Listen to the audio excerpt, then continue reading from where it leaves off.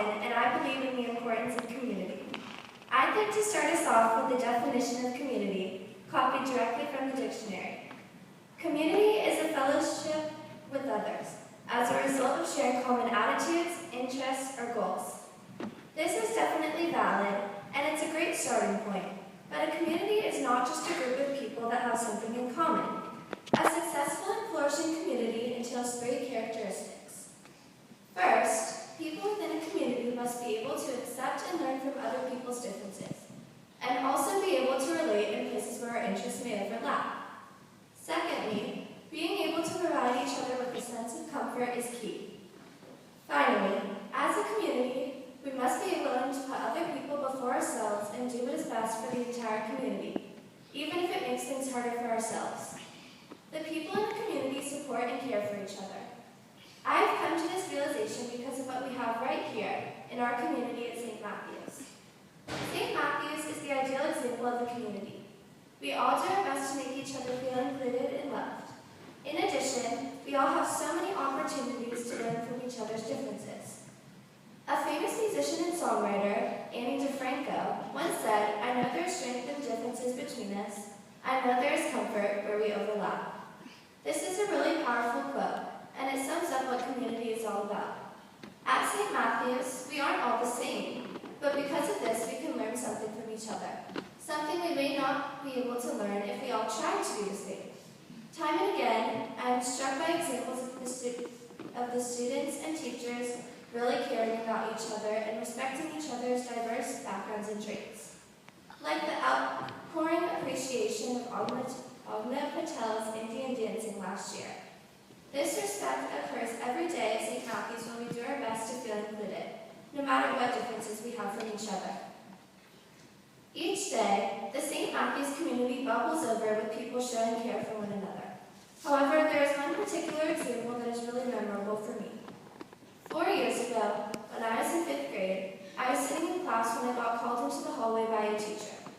Many 5th graders would be petrified by this situation, and I definitely was.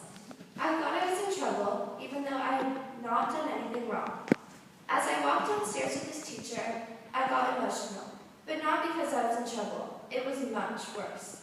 I was told that my brother had gone unconscious and the ambulance was coming to school to bring him into the hospital. I was really scared and started crying, and when the stretcher and the doctors came in, it looked a lot scarier than it really should have. I was so afraid and sad and didn't want to talk to anyone as they wheeled him away, but multiple teachers came over to me, gave me hugs, and helped me realize everything was going to be okay. He ended up being fine, as he had just been dehydrated. But I assure you, it looked much scarier at the time.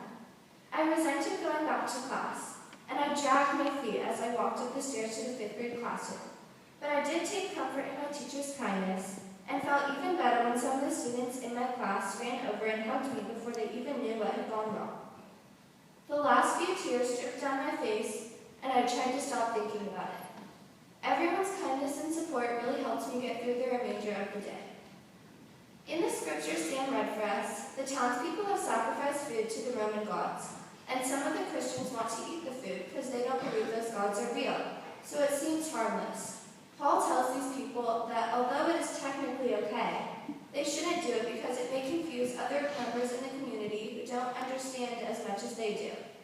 In this story, Paul is advising people to put other people for themselves, just like what we do in our service projects at St. Matthew's, like the parka party the 8th graders threw a few months ago. This year, as I shadowed at high schools and as I'm currently processing where I'd like to attend school next year, I'm looking out for one thing. I want a tightly knit community like we have here. At St. Matthew's, we have the chance to get to know everyone really well and can choose to have close relationships with their peers and our teachers. I am looking for the same sense of community, for that kind of intimacy is what makes St. Matthew's so special. To conclude, I'd like to restate those important things that happy communities need. Appreciating commonalities and differences, comforting the people around us, and putting others before ourselves.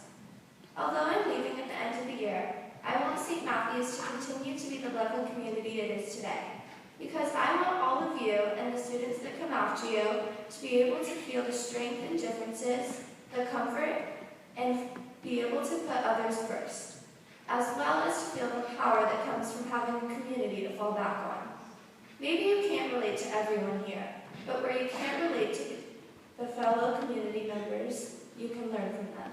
Thank you.